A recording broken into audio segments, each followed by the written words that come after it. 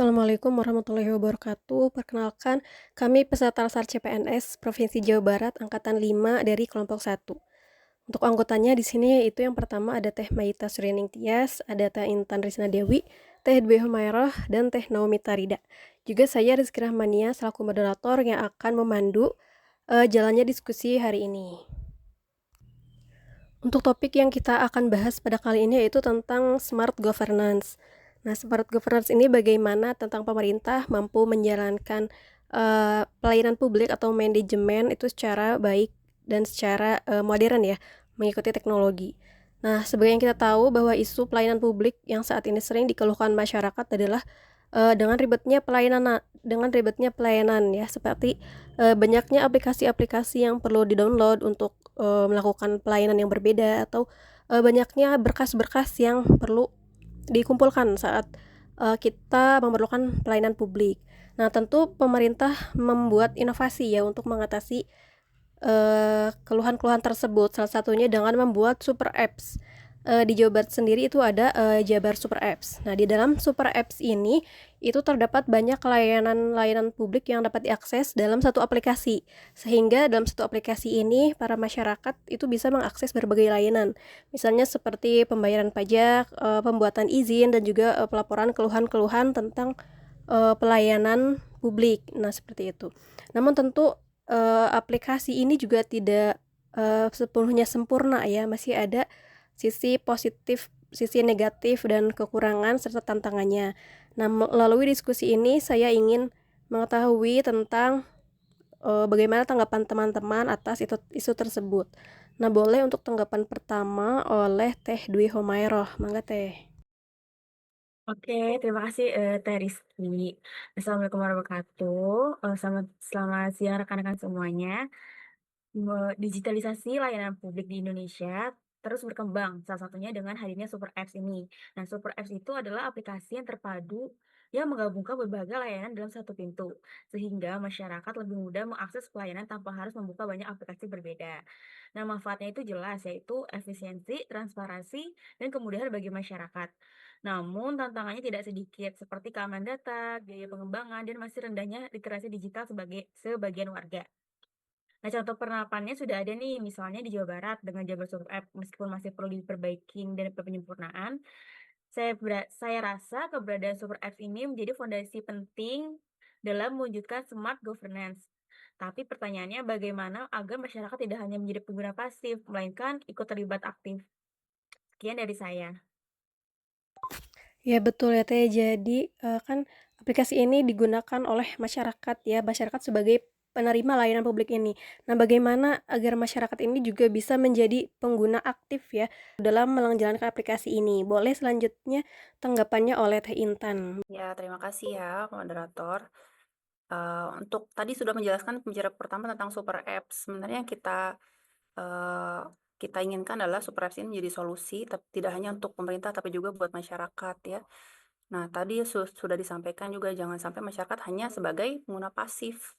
Nah, inilah pentingnya digital governance yang partisipatif. Apa itu digital governance yang partisipatif? Yaitu berarti masyarakat ikut terlibat, bukan hanya menggunakan layanan saja gitu. Jadi pemerintah itu perlu membuka kesempatan agar masyarakat bisa memberi masukan, ikut merancang, bahkan mengevaluasi layanan. Jadi kebijakan yang dihasilkan nantinya lebih sesuai dengan kebutuhan masyarakat. Nah, contoh nih, adanya forum konsultasi publik online atau musyawarah yang berbasis aplikasi, di mana pemerintah nanti bisa langsung mendengar suara warganya ya. Nah, yang kita harapkan transformasi digital ini tidak hanya soal aplikasi canggih, tapi juga adanya partisipasi nyata dari masyarakat. Begitu mungkin ya, Teh.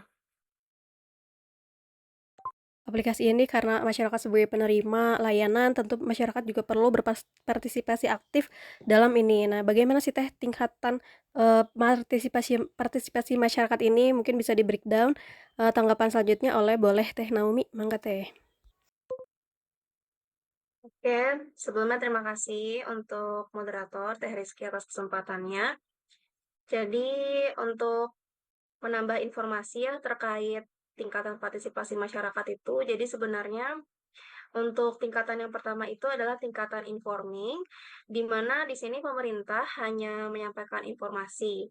Jadi misalkan lewat website atau media sosial. Kemudian kita masuk ke tahap kedua, yaitu tahapan consulting, di mana di sini masyarakat bisa memberi masukan, contohnya melalui survei online atau melalui aplikasi pengaduan. Dan level yang ketiga yaitu level engaging, di mana di sini masyarakat itu benar-benar diajak untuk merancang dan mengawasi layanan atau dengan istilah sama dengan istilah co-creation. Nah, contohnya yang sudah berjalan adalah dengan portal Span Lapor. Jadi di sini melalui Span Lapor, masyarakat bisa menyampaikan laporan atau keluhan secara langsung dan itu termasuk ke dalam tingkatan consulting. Namun di sini kita harus bergerak lebih jauh ke arah engaging supaya di sini masyarakat benar-benar dilibatkan ke dalam layanan yang sudah dibuat oleh pemerintah. Nah, dari tingkatan ini muncullah pertanyaan, yaitu siapa yang dapat memastikan proses partisipasi digital ini tetap berjalan adil dan akuntabel. Seperti itu, Teh. Nah, iya betul Teh. Jadi setelah masyarakat ikut terlibat, nah bagaimana kita dapat memastikan keamanan dari proses partisipasi ini ya Teh, agar proses partisipasi digital ini tetap dapat berjalan secara adil dan akuntabel. Boleh selanjutnya tanggapannya oleh Teh Meita. Baik, terima kasih moderator Teh Rizky untuk kesempatannya. Untuk menjawab siapa yang memastikan proses partisipasi digital ini tetap berjalan dengan adil dan akuntabel, kita mempunyai ombudsman di sini. Peran pengawasan dalam digital governance ini sangat penting dan disinilah ombudsman hadir. Ombudsman hadir untuk memastikan pelayanan publik digital bebas dari maladministrasi. Maladministrasi itu seperti apa? Seperti pemungutan biaya, ketidakadilan, atau penundaan kasus yang berlarut-larut. Kemudian, contohnya itu untuk Span Lapor yang merupakan contoh nyata bagaimana Ombudsman ini bersama pemerintah mengelola kanal pengaduan nasional berbasis online, tidak hanya menerima laporan tetapi juga memantau tindak lanjutnya melalui dashboard monitoring. Secara teknis, Ombudsman ini dapat melakukan pemantauan langsung terhadap kinerja kanal digital pengaduan termasuk mengawasi pengaduan di sistem Span Lapor. Nah, dengan adanya pengawasan ini, masyarakat bisa lebih percaya bahwa suara mereka benar-benar didengar dan diperhatikan serta ditindaklanjuti. Namun, agar pengawasan ini lebih efektif, tentunya dibutuhkan kepemimpinan digital yang kuat di birokrasi tanpa pemimpin yang mendorong perubahan. Digitalisasi ini hanyalah formalitas. Ya, jadi kesimpulan yang saya dapatkan pada diskusi kali ini yaitu aplikasi Jabar Super Apps itu memang sudah baik ya untuk integrasi digitalisasi layanan. Namun juga kita masih ada kelemahan-kelemahan, masih ada tantangan-tantangan yang perlu kita perbaiki. Di antaranya adalah partisipasi masyarakat yang diharapkan aktif untuk ikut memperbaiki bagaimana sih sebetulnya layanan yang mereka harapkan.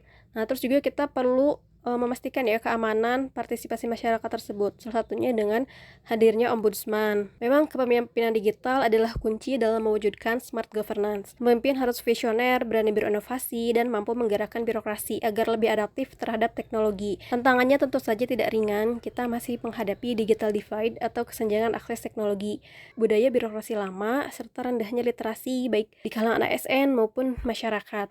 Namun dengan adanya pelatihan ASN, dengan adanya pelatihan Latsar ini, dan ada pembangunan infrastruktur digital dan regulasi yang jelas, tantangan ini tentu bisa kita atasi. Nah, sebagai penutup, saya ingin menegaskan bahwa smart governance bukan hanya tentang aplikasi dan teknologi, tapi juga tentang kolaborasi, pengawasan, dan kepemimpinan yang berpihak pada masyarakat.